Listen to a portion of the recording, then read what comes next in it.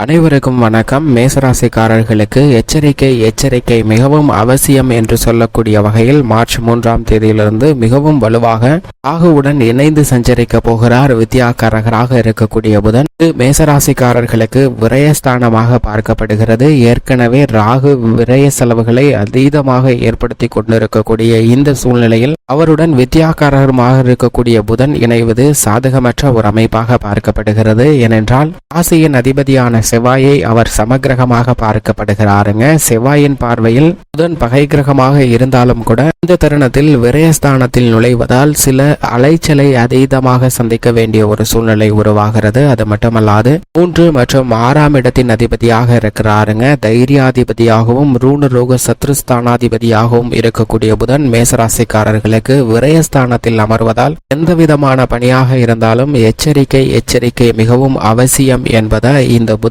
பயிற்சியானது தெளிவாக உறுதிப்படுத்துகிறது. பொதுவாக புதனை பொறுத்த வரைக்கும் நவ கிரகங்களிலே தெளிந்த அறிவாற்றலையும் சிந்தித்து முடிவெடுக்கக்கூடிய சிறந்த ஞானத்தையும் அளிப்பவராக இருக்கிறாருங்க புதன். அப்படிப்பட்டவர் ஒருவருடைய ஜாதக அமைப்பில் வலுவாக இருந்தால் எவ்வளவு சிக்கலான கடினமான குழப்பமான பணிகளாக இருந்தாலும் கூட அவற்றை சாதகமாக மாற்றிக்கொள்வதற்கான வாய்ப்பும் அந்த நிகழ்வுகளை கூட மகிழ்ச்சியாக மாற்றிக்கொள்ளக்கூடிய யோகமும் நிறைந்து கிடைக்கிறது என்பது யதார்த்தமான உண்மையாக பார்க்கப்படுகிறது. அப்படிப்பட்ட புதன் இப்போது சனியின் ஆட்சி வீடான கும்பராசியில் இருந்து குருவின் ஆட்சி வீடான மீனராசிக்குள் நுழைகிறாருங்க. மீனராசிக்குள் நுழைந்து நீச்சம் பெற்று சஞ்சரிக்க போகிறார். ராகுவுடனும் இணைந்து சஞ்சரிக்கிறாருங்க. ராகுவுடன் இணைவது ஒரு விதமான விபரீத பலன்களை கொடுக்கக்கூடிய இந்த தருணத்தில் புதனும் வலுவிழந்து நீச்சம் பெற்று சஞ்சரிப்பது என்பது சற்று சாதகமற்ற ஒரு சூழ்நிலையாக தான் பார்க்கப்படுகிறது. எனவே இந்த தருணத்துல எச்சரிக்கை அவசியம் என்று சொல்லக்கூடிய வகையில் புதன் பயிற்சி காரணமாக எந்தெந்த விஷயங்கள் மாற்றத்தை ஏற்படுத்தி கொடுக்க போகிறது என்று பார்க்கும்போது புதன் வலுவிழந்து நீச்சம் பெறக்கூடிய இந்த தருணம் மிகப்பெரிய அளவுல சாதகமற்ற ஒரு தருணமாக தான் பார்க்கப்படுகிறது. அது மட்டுமல்லாது ஒரு நீச்சம் அடையக்கூடிய இந்த தருணத்துல தேவையில்லாத பல்வேறு விதமான சங்கடமும் கோபமும் அதிகப்படுத்துவதற்கான சூழ்நிலை பல்வேறு விஷயங்கள்ல உருவாவதற்கான சாத்தியக்கூறுகள் உண்டுங்க.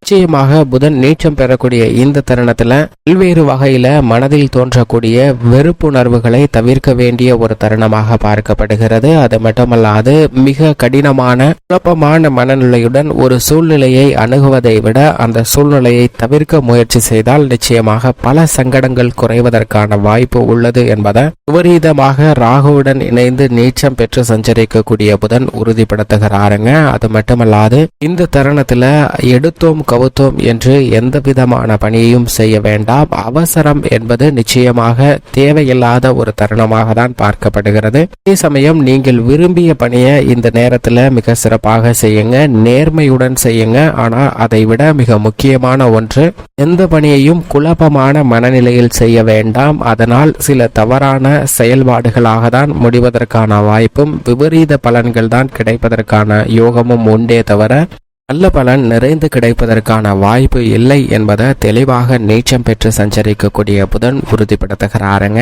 எனவே இந்த தருணத்தில் நிச்சயமாக குழப்பமான மனநிலையில் எந்த பணியையும் செய்ய வேண்டாம். அதை தவிர்ப்பது மிக சிறப்பான ஒன்றாக பார்க்கப்படுகிறது. அதே போன்று கோபம் வரும் என்ற ஒரு சூழ்நிலையும் வீண் வாக்குவாதங்களும் ஏற்படக்கூடிய ஒரு தருணமாக அமைந்துவிட்டால் நிச்சயமாக அந்த தருணத்தில் உங்களுடைய கருத்துக்களை தெரிவிக்க வேண்டாங்க. கருத்துக்களை தெரிவிக்காமல் இருந்தாலே பல குழப்பங்களை தவிர்ப்பதற்கான வாய்ப்பு உண்டு என்பதை நீச்சம் பெறக்கூடிய புதன் உறுதிப்படுத்துகிறார். அது மட்டுமல்லாது இந்த தருணத்துல தேவையில்லாத மன வருத்தமும் சங்கடமும் குழப்பமான ஒரு சூழ்நிலையும் ஏற்படும் போது அவற்றை தவிர்ப்பதற்கு நிச்சயமாக உங்கள் வாழ்வில் நடந்த இனிமையான நிகழ்வுகளையோ அல்லது உங்களுக்கு பிடித்தமான விஷயங்களையோ எண்ணி பாருங்கள். அப்படி எண்ணி பார்ப்பதால் பல்வேறு விதமான கஷ்டமான சூழ்நிலைகள் மறைந்து நல்ல முன்னேற்றம் கிடைப்பதற்கான வாய்ப்பு உண்டு என்பதை நீச்சம் பெறக்கூடிய புதன் உறுதிப்படுத்துகிறாருங்க. அப்படியும் சில நேரங்கள்ல வெறுப்பை குறைக்க முடியாமல் கோபம் அதிகரிக்கிறது என்றால் நிச்சயமாக பல வழிமுறைகளை கையாளுங்க. அதாவது உதாரணமாக கவுண்டிங் செய்வது, 1 to 100 வரை எண்ணுவது, அல்லது தலைகீழாக சில விஷயங்களை எண்ணி பார்ப்பது போன்ற விஷயங்களை மேற்கொள்ளும் போது நிச்சயமாக கோபம் குறைந்து ஒரு அமைதியான சூழ்நிலை ஏற்படும். அது மட்டுமல்லாது ஆத்திரம் வரக்கூடிய நேரங்கள்ல தண்ணீர் பழகுங்க.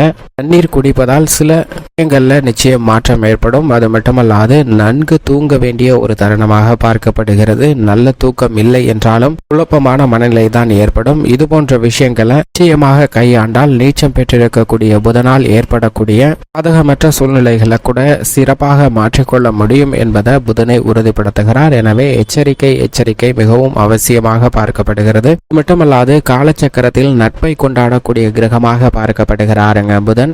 அவருடைய நட்பு கிரகமாக சூரியன், சுக்கிரன் கிரகமும், சமகிரகமாக செவ்வாய், குரு, சனி, ராகு, கேது போன்ற கிரகநிலைகளும் உள்ளன. புதனுக்கு பகை கிரகம் என்றால் அது சந்திரன் மட்டும்தான். ஆனால் சந்திரனின் பார்வையில் புதன் நட்பு கிரகமாக பார்க்கப்படுகிறார். எனவேதான் காலச்சக்கரத்தில் நட்பை கொண்டாடக்கூடிய மிக சிறந்த கிரகமாக இருப்பவர் புதன் மட்டும்தான். எனவே அவர் மிக வலுவாக சஞ்சரிக்கும் போது பல நன்மைகள் உங்களுடைய வாழ்வில் நிறைந்து கிடைக்கும். ஆனால் புதன் கெட்டால் புத்தி கெட்டுவிடும் என்பார்கள். நோய்வாய்ப்படுவதற்கான ஒரு சூழ்நிலையும் குழப்பமான சூழ்நிலையை உருவாக்கி கொள்வதற்கான சாத்தியக்கூறுகளும் உருவாகும். ஏனென்றால் எளிதில் முடிக்க வேண்டிய காரியங்களை கூட சவால் நிறைந்தவையாகவும் சிக்கலானவையாகவும் மாற்றிக்கொள்வதற்கான ஒரு குழப்பமான மனநிலையை அடைவதற்கான வாய்ப்பு உள்ளது என்பதை நீச்சம் பெறக்கூடிய புதன் உறுதிப்படுத்துகிறாருங்க. எனவே இந்த தருணத்தில் எந்த பணியை மேற்கொண்டாலும் ஒரு முறைக்கு இருமுறை யோசித்து அதற்கு பிறகு அந்த பணியை செய்ய ஆரம்பித்தால் நிச்சயமாக நல்ல பலன் கிடைப்பதற்கான வாய்ப்பு உருவாகும் என்பதை நீச்சம் பெறக்கூடிய புதன் உறுதிப்படுத்துகிறாருங்க.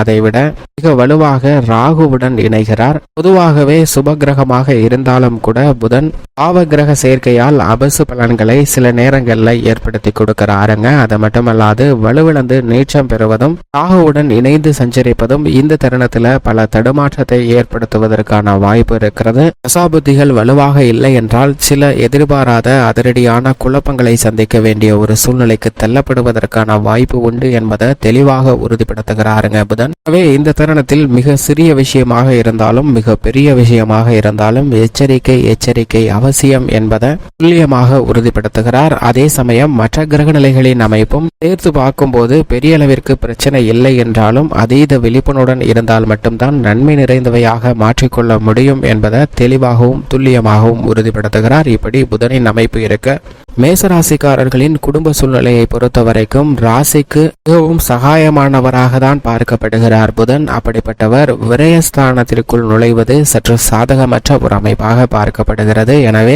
இந்த தருணத்தில் குடும்ப ரீதியாக, உத்தியோக ரீதியாக, தொழில் ரீதியாக, கலைத்துறை ரீதியாக என எந்த பணியை மேற்கொண்டாலும் அவற்றை மிக எளிதாக முடிக்க இயலாமல் சில குழப்பம் நிறைந்த பிரச்சனைகளை சந்திப்பதற்கான வாய்ப்பு இருக்குங்க. எனவே எதை செய்தாலும் ஒரு முறைக்கு இருமுறை யோசித்து செய்ய வேண்டும். அதிலும் இந்த தருணத்துல ஸ்தானத்துல வலுவிழந்து சஞ்சரிக்க போகிறாருங்க புதன். எனவே திருமணம் உள்ளிட்ட பல சுப நிகழ்வுகள் திட்டமிடுவதிலும் சில குழப்பங்களை சந்திப்பதற்கான வாய்ப்பு இருக்கிறது. நட்பை கொண்டாடக்கூடிய கிரகமாக இருப்பதால் உறவுகளை கையாளும் போது, நண்பர்களுடன் பழகும் போது சற்று எச்சரிக்கை மிகவும் அவசியமாக தேவைப்படுகிறது என்பதை தெளிவாக மேசராசிக்காரர்களுக்கு உறுதிப்படுத்துகிறாருங்க. இந்த தருணத்தில் நீங்கள் திட்டமிட்ட காரியங்கள் அனைத்தையும் சிறப்பாக கையாள வேண்டும் என்றால் அனைத்திலும் பொறுமையை கடைபிடிக்க வேண்டிய ஒரு சூழ்நிலை நிச்சயமாக தேவைப்படுகிறது. அது மட்டுமல்லாது 6ஆம் இடமான ரூணரோக சத்ருஸ்தானத்தை சப்தம பார்வையால் பார்க்கிறாருங்க. எனவே இந்த தருணத்துல பல்வேறு வகையான மறைமுகமான சூழ்ச்சிகளை அதீதமாக சந்திப்பதற்கான வாய்ப்பு அரசியல் சார்ந்த பணிகளிலும் கலைத்துறை ரீதியான பணிகளிலும் இருக்கிறது. குறிப்பாக சொல்ல போனால் உத்தியோக ரீதியாக உங்களுடன் பணிபுரியக்கூடிய நபர்களே உங்களுக்கு எதிராக சில சூட்சமமான வேலைகளை பண்ணுவதற்கான சாத்தியக்கூறுகள் உண்டு. எனவே விழிப்புணர்வுடன் செயல்பட வேண்டும். அது மட்டுமல்லாது தொழில்துறை, வியாபார துறையில் மிகப்பெரிய அளவில் முதலீடுகளை நிச்சயமாக தவிர்க்க வேண்டிய ஒரு தருணமாக பார்க்கப்படுகிறது. 6ஆம் இடத்தை வலுவிழந்து பார்க்கக்கூடிய புதனின் அமைப்பால் கடன் சார்ந்த தொல்லைகளும் அதிகரிக்கலாங்க. எனவே இந்த தருணத்துல மிகப்பெரிய திட்டங்களை தவிர்ப்பது நிச்சயமாக நல்ல பலனை மேசராசிக்காரர்களுக்கு ஏற்படுத்தி கொடுக்கும்.